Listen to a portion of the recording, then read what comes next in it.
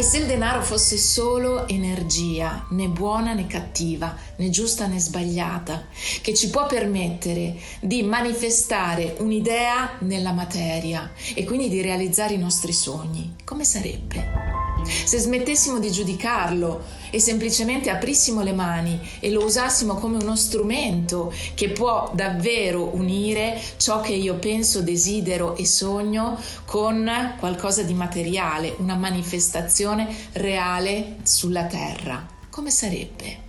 Beh, l'1 e il 2 di novembre presso l'Imena di Padova terremo questo seminario dove andremo a scardinare le nostre credenze limitanti guardando alla radice di dove si sono formate per togliere questo blocco e pulire le nostre memorie e le nostre credenze rispetto al denaro. Ci sarai?